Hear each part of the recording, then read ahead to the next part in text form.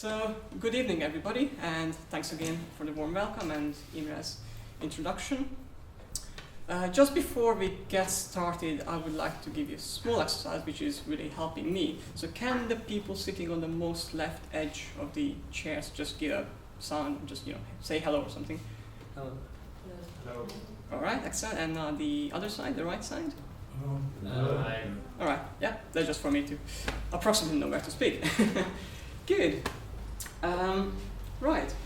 I have to warn you that the slides will be just as much of a surprise to me as to you, but I'll try to be good and improvise.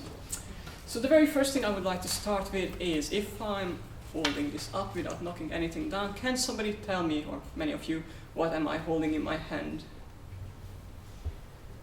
Stick. Yeah, stick. Any other guesses?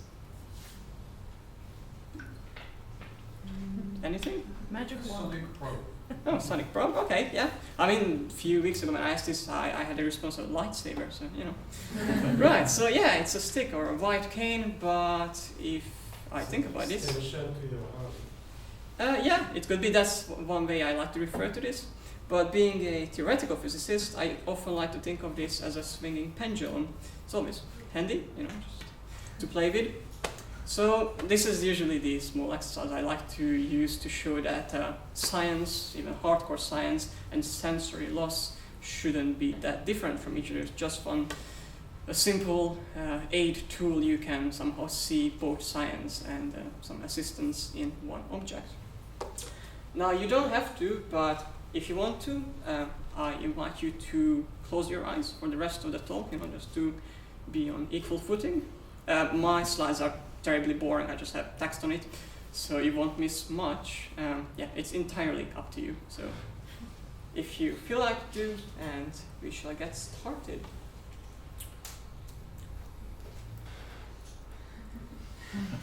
Aha, so the people laughing didn't close their eyes, thank you. Now the people laughing, did they close their eyes? Excellent. That was a nice test for me, I just wanted to do this. Thank you very much. Oh, by the way, no, anyway, I'll get back to that later. So, right, let's start a little bit with my story. Yeah, Imre asked me to have a little bit of a personal input.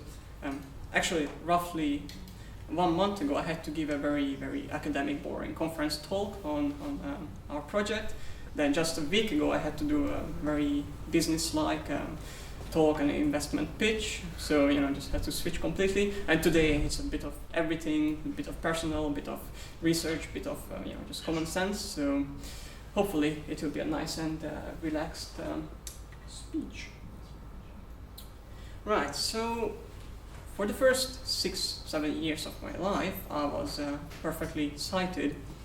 Then somebody somewhere decided that that's not really what I have to do. So I had deteriorating sight, and then for the next 10 years, until the age of 16 approximately, I was partially sighted. So that meant I had to use a video magnifier both on my computer screen and to read books, large print and things like that, but I was perfectly able to do my daily routine both at school and at home. And then there was a turn again, roughly 6 years ago. Well, actually, I do remember the exact date. It was the 3rd of May, 2010, when I felt that, oh wow, okay, something is funny, something is not as it used to be. And actually, it was a Friday, and it happened to be that on Monday we had our usual monthly check at my ophthalmologist, and then they told me my retina detached. I was like, okay, so what does that mean? Well, quite soon I figured out that I'll go blind, and that's what actually happened. So that's more or less, in a brief summary, my 22 years of lifetime. Now, 2 things perhaps to mention here. One thing that since I lost my sight, I feel much more confident and maybe more integrated in life. There was one quote that actually a friend of mine said. He was also visually impaired, and he said the problem with visual impairment is that you are not blind enough for blind people, but you're not sighted enough for sighted people, so you're a bit left out of everything. So in a sense, maybe I'm not happy that I went blind, but there are certainly good sides of that compared to vision impairment, and bad sides as well. It's mainly the moment when you realize that you lose your sight. So just 1 month ago, before my retina detached, we went to Paris with my parents, and of course we went to do all the important sightseeing. And we had this, fridge magnet of Mona Lisa. Everybody has to have that. So the way I kind of measured my sight loss over a few months of period is just whenever I opened the fridge and took the milk out and put it back, I was staring at the Mona Lisa for a good 5-10 minutes, and day by day it was just really fading away. So that was an interesting aspect.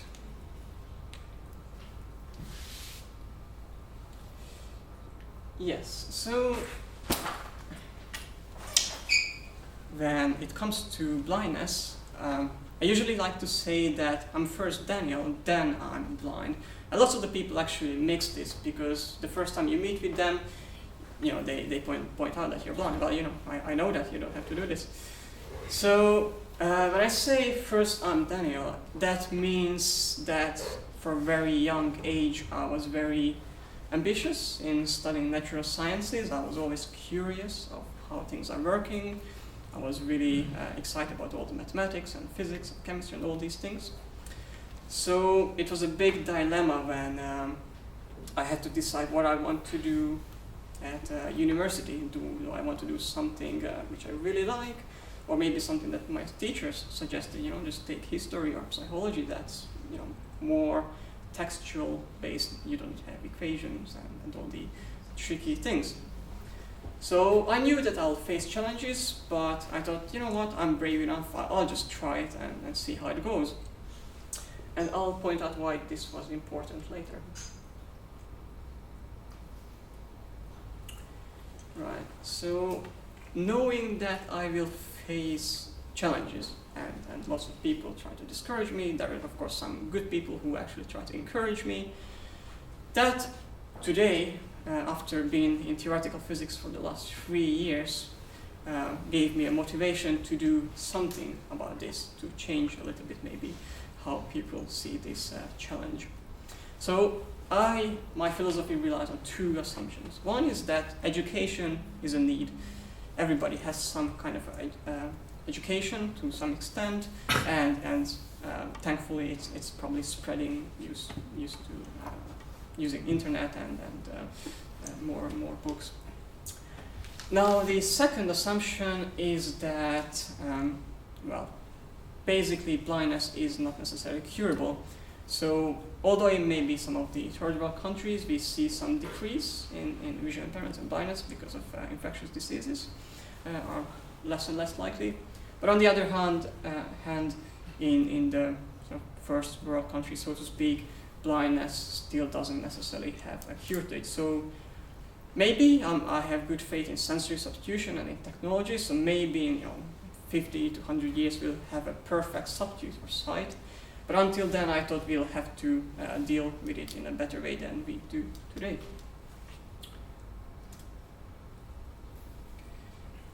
So this brings us to the first slightly more interesting point of science versus sensory loss. So this is again the example going back to the white cane and the pendulum. So some of the scientific people in here know that there is a quite classical way of doing science. So you do observation, then you do experiments, then you do theory, and all kinds of manifestation of all these free and permutations. And then you basically progress in your scientific career. Now the other important bit is it's not enough that we only do science and sit in a cave and just invent fire and that's it, we are happy with it and the rest of the world doesn't really know about us. So we do have to communicate this science. Now in natural sciences, just sticking to my field, theoretical physics, the way we are going to do this is using terribly long equations and also lots of graphical information. So mathematical language and graphics.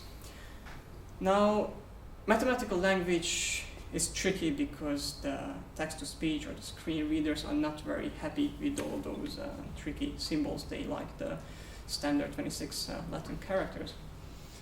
But that's already some discipline where we see progress. There is lots of research going on, and I'm not too worried about this. I think it's just a matter of time, and eventually in 5 to 10 years' time, I'm quite positive that people will solve the problem of seeing even the longest divisions if you're blind.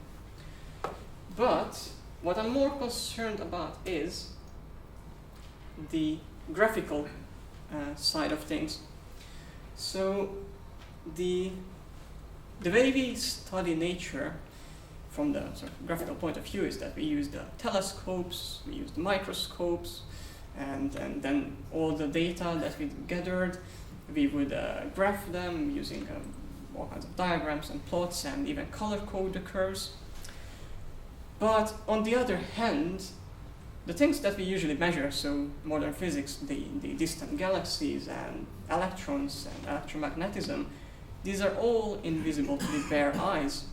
So I like to think that nature is perfectly accessible. We live in nature, we can observe it. It's only the way we try to study our ways of studying that we developed are maybe not the most suitable for people who can't rely on their sight.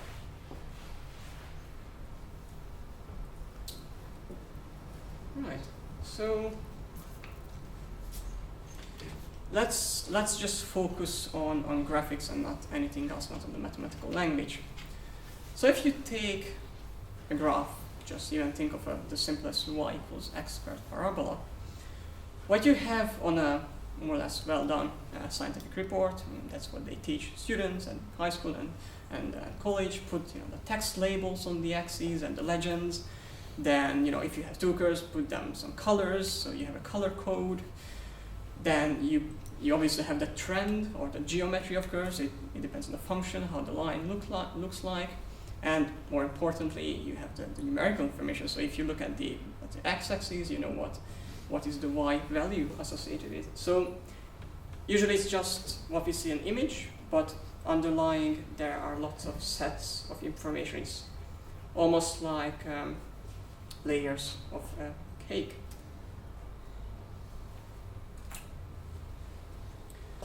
Talking about cake, does anybody volunteer to shout out what's their favorite cake? Doboshtorte. Doboshtorte, excellent. Cheesecake. Cheesecake, okay, not too bad. But my preference is Doboshtorte, sorry, just Hungarian. Right, so the structure of the images. So to a computer, a digital image is more or less nothing else but just a set of numbers, an array of numbers, which is good for us. I mean, when I say it's nothing else but a set of numbers, I'm sure some psychologists or even philosophers would maybe argue that images, you can on a photograph see the emotions and lots of things, which I perfectly understand. But just from the digital point of view, it's really just an array of numbers, which is good for us, at least for the people more oriented towards computer science, because we can play with the numbers. So, you can think of this as one big cake, but what if I have a certain allergy, for instance, to the cream inside? That translates, for example, I don't see the colors, then that's kind of a problem. So my way of thinking of this, that why don't we actually translate different sets of information into different attributes instead of just sort of translating the whole cake into something else. So if you take a visual image, just put everything in a tactile form. You can think of a tactile embosser maybe, I don't know if that rings the bell, or a swell paper machine.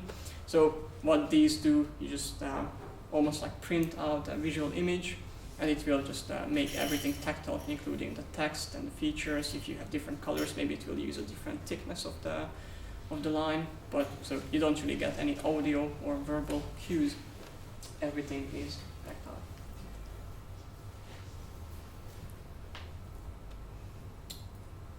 Right, so, and here is the maybe slightly new bit. So, because I thought I don't want to see the whole image printed in just tactile, or when I find the time to meet somebody else who is doing sonification, then just have the whole graph, including all the text and everything, just sonified. I thought I want the features that are easier to understand using touch to be translated into touch. The features that are easier to interpret and it's more intuitive using sound, then I want to have this by sound. And equally, if there's a text label, I don't want to feel the text, I don't want, in a sense, hear the text, I want somebody or something to tell me the text, to read me out loud.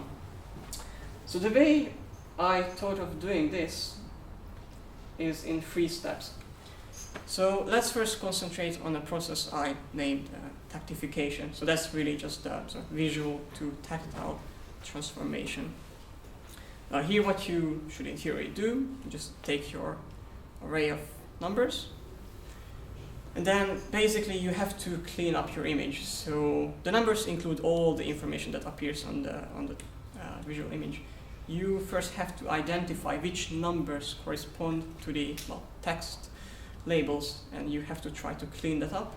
You have to figure out, for example, if you have a colored image, then usually one pixel or one element of the array will have 3 or 4 numbers in it.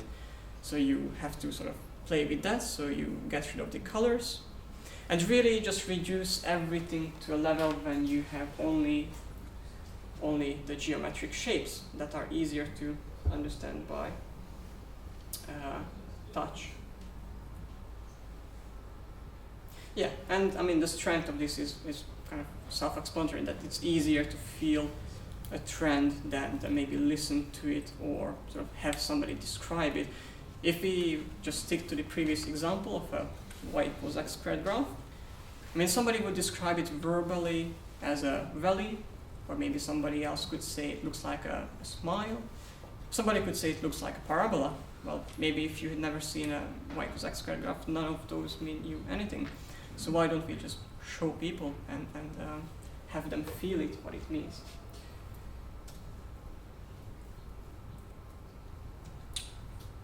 Yeah, right. So sonification. This is a somewhat more standard procedure, and I'm sure Michael, talking about some of the sonification aspects, will be much better in this than I am. So just to briefly go through this, when you sonify something, you can map the horizontal features on a diagram to the stereo field. So whatever is on the left of the image, you can hear it in your left ear. Whatever is on the right of your image, you just hear it on your right ear, and you have a certain balance. Now, same thing for the vertical features. So you can use increase in pitch. Then for the depth of an image, you can use the volume. And equally, I think that's where the sonification has the strength, that you can translate colors much more intuitively. So you can have a different sound associated to different colors. So if you have something which is a red, then you would have like woo. If something is blue, it would be like woo. So it's really much easier to sort of learn it and then have either somebody describe it to you or try to find your way around, like on dotted lines and solid lines. Of course, again, this is much more intuitive, and it can be systematically done because the same color will always be mapped to the same sound.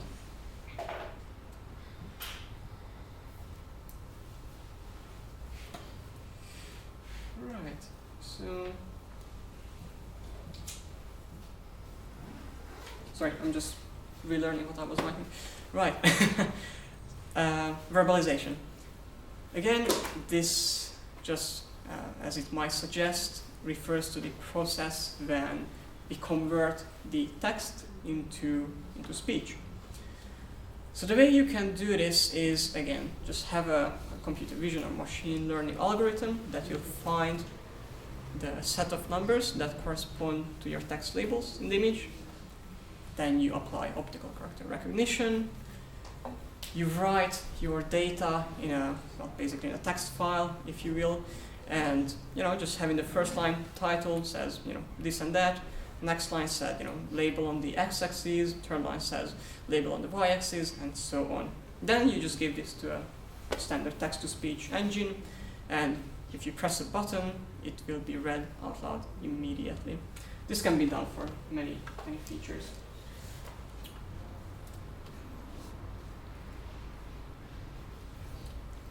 Right.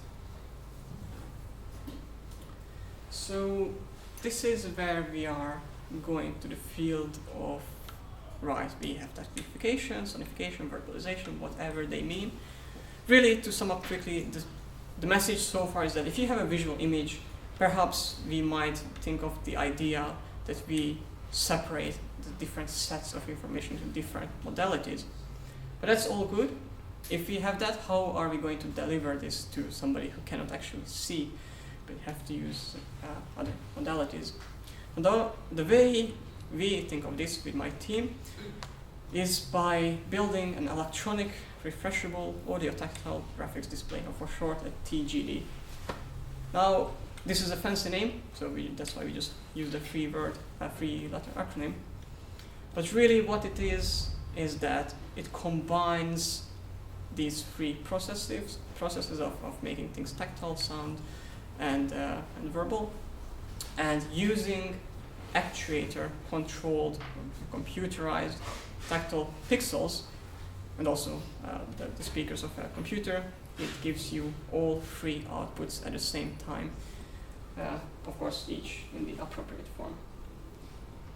So this is just an overview of what this device is.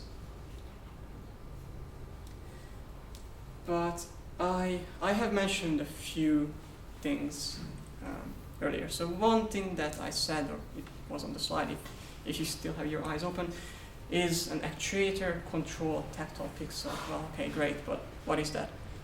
So the actuator is basically something that is, well, more or less a special material, or it's not that special, but it has a certain transducer effect. So different materials can be impacted on with different effects. If you, I don't know, use, let's say, some kind of a shape memory alloy, for example, it can be induced by heat.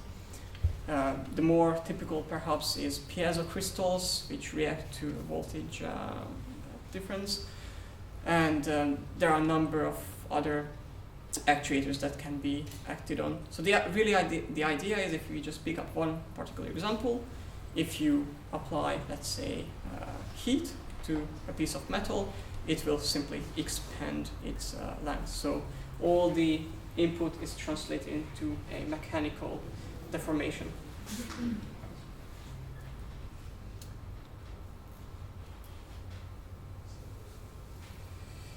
Right. Okay. So the other thing, so again, going back to the overview, actuator activated tactile pixels. We, if I'm not terribly explaining it, we now more or less know what an actuator is. So we apply electric current, let's say, and it will expand. But why do we need something to expand? Well, because it's attached to a tactile pixel. So if you imagine, let's say, a tablet surface with, let's say, 100 by 100 sort of picture elements in it, and of course, this is something we want to make tactile. So we have to raise certain dots out of the surface. So perhaps a more conventional example again here is the Braille writing, which I'm sure most of you are familiar with. So tiny little dots, most often just embossed on paper in a specific pattern. But if we have these little dots made out of plastic or metal and attach them into these actuators induced by some kind of an input, then we can actually move these tactile pixels up or down and display certain contours, shapes.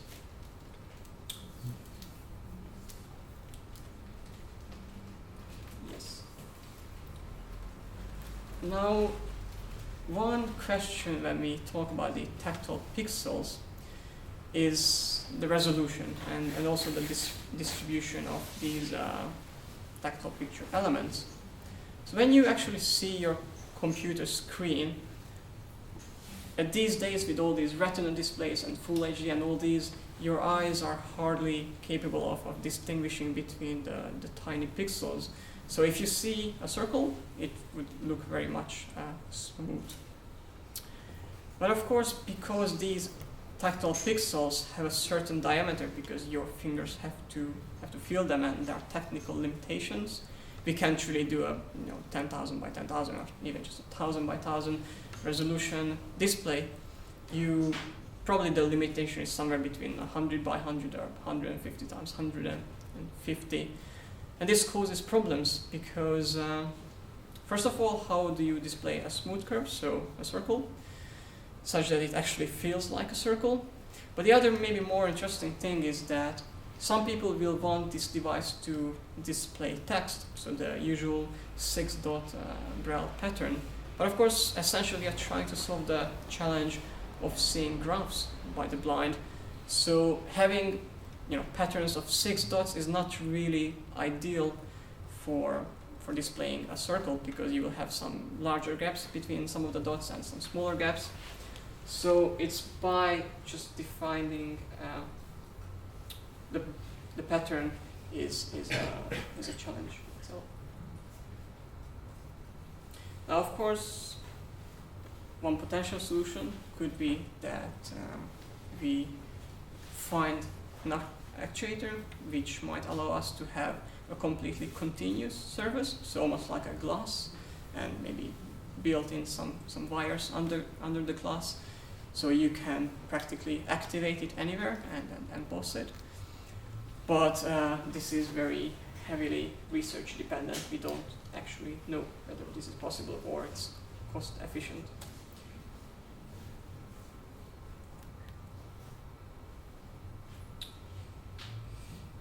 Right. So let me first of all start this slide with a question. If we had a device which only had 4 pixels, you can think of just a computer screen of 4 pixels, of course arranged in a 2 by 2.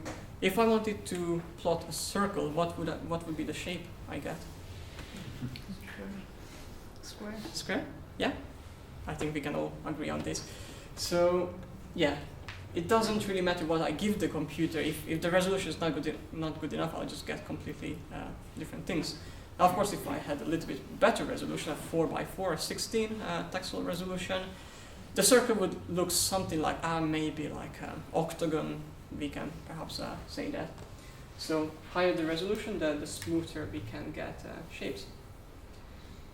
And this is actually a quite interesting challenge well, at least it's a challenge for me because I'm still studying, but in complex analysis or in some parts of the mathematics, you can do conformal transformations, which are quite heavily used as well in design. So hopefully there aren't too many people actively working in design, because they all know I'm not being very precise here. But the point is that if you apply some really nasty bits of mathematics, you can transform circles into basically many angle polygons, and this is maybe one potential way to display tactile images on a lower resolution.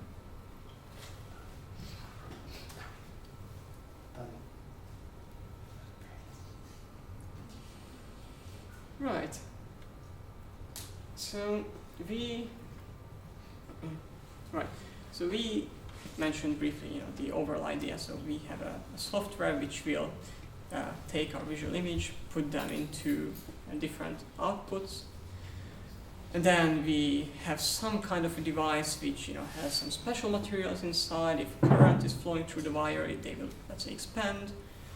And then we have some things that we call tactile pixels. They will be raised, so we can feel tactile features of graphs, and also have, let's say, audio cues of a graph. If we link this all to a computer, have the speakers turned on.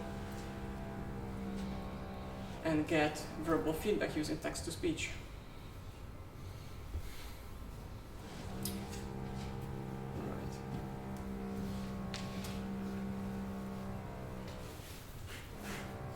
Okay. So, yeah, this is really just a brief sort of overview of the device. By the way, we brought along with a proof of concept device. So, as actuators, we used tiny servo motors, just electric components. We 3D printed tactile pixels, and we actually have a sort of a 16 tactile resolution device. And I'm sure my colleague David Turner from the University of Sussex will be able to and happy to demonstrate some of the ideas after the talks and the Q&A panel. But what are the benefits of all this? So, first of all, although some of the older technologies, so printing on paper and embossing braille graphics, it's great, but I believe that the electronic and the digital solution can overcome lots of these limitations that the paper solution has. So maybe, yeah, I actually put it on the second place on my list. So one of the biggest maybe innovative ideas that what you cannot do on paper is tactile animations. So if you think of this, how would you explain what a standing wave or a propagative wave is to somebody who is blind, or even just a swinging pendulum? By definition, if you have a pendulum which is swinging, and if you want to see it by touch, you will disturb its motion, so it won't be exactly the same. So this electronic device would be able to have dynamic tactile animations on this. You put your fingers on it and you feel the pattern without actually disturbing it, because the mechanism is just stronger than your touch. Another benefit, technically speaking, is that even though you're blind, you will be able to draw your own diagrams, your own little graphics with infrared sensors and leap motion. So if you do a circle in midair on the top of the device, the textiles will be activated under your fingers. So there's a much greater autonomy in the things you can do.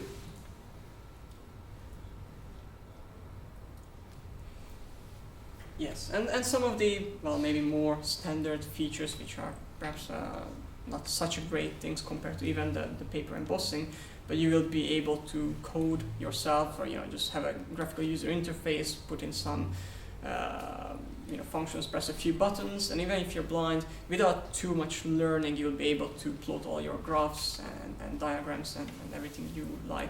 What you also plan to do is that, although the TGD would have some basic features, we would like to have some add-ons, so people will be able to construct their own little software, meaning that they can have electric circuit designs just pulled together. So you drag with your finger a light bulb, just a circle with a cross in it in the center.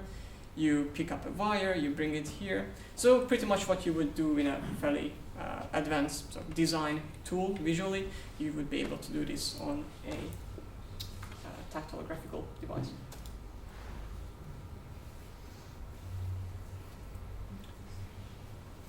By the way, just asking Imre, I forgot to check what time I started, so I'm not sure if...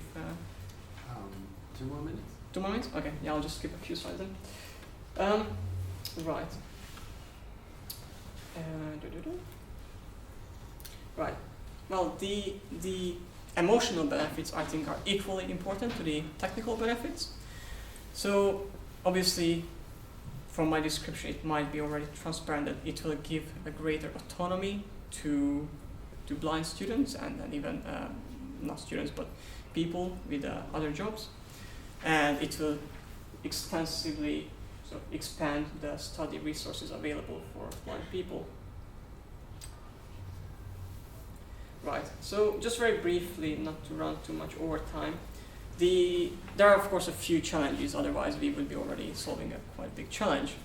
One is the actuator. So first of all, you have to find something that's cost efficient. Piezo crystals are alright when you want to display just one line of text. But there was a project which wanted to do this kind of graphics display with I think 7,000 tactile picture elements in it, and they ended up with a device which costed like 50,000 euros. So that's something we try to avoid here. And also, in order to make tactile animations, we have to find some materials which are responsive very quickly. So just a fraction of a second. Yeah, this is not very relevant. Right, maybe that's worth saying just a sentence that when I lost my sight, I had to face a challenge, and not technical challenge, but the fact that when I asked my physics teacher, like, do you think even though a year ago I lost my sight and it's a bit tricky to see all your equations and graphs, should I go to university level theoretical physics? And she said, well, probably not. I mean, I don't really see how you could do this. And I'm in my third year and I'm coping all right. So I think it's really the biggest challenge to break down this barrier, this social fear of doing sciences when you are having any kind of disability.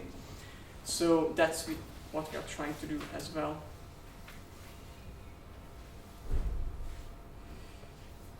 Yes, right. So our aim in the next sort of 5 to 10 years is really to, with this device, explore maybe, more importantly, the limitations of tangible computing, so really what can be and what cannot be done using, digital images converted into tactile images.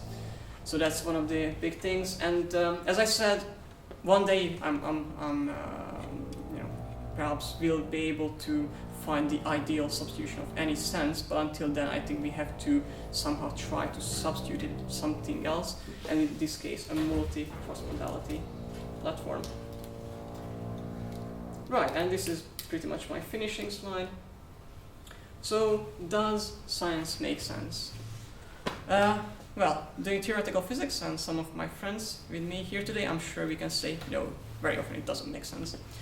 But then let's rephrase this question. So can science make senses? And I'm not the best person to answer this, so I'll just leave it as an open question for you to answer. And yeah, I mean, on the way we built up an initiative called Graphil. We are working on this research project on the TGD. We also would like to have some online application where volunteers will be able to describe scientific plots to blind students just until we carry on with our research. And yeah, this was again just maybe, I don't know if there are any people who still have their eyes closed. I would this moment ask them to open. So yeah, as we sort of figured it out in the beginning, I had this little test. So on the slide now I have my subtitle. And this has a very short story, which I'm probably going to close with. So a few weeks ago when I started to think about this talk, I asked my friends on Facebook, mainly from the University of Sussex, like, what should be the title of my talk? And one of my friends, he came up with this title. I was like, brilliant, I'll just use this as my subtitle. Does anybody happy to read it out? It's not easy. I tried, I couldn't. Okay, yeah. Sensing science sightlessly. Superb, successful sound sensing, scientific sensory substitution at Sussex. So, Simon's sexy, psychotic, smart squirrel, Samantha somehow sees science.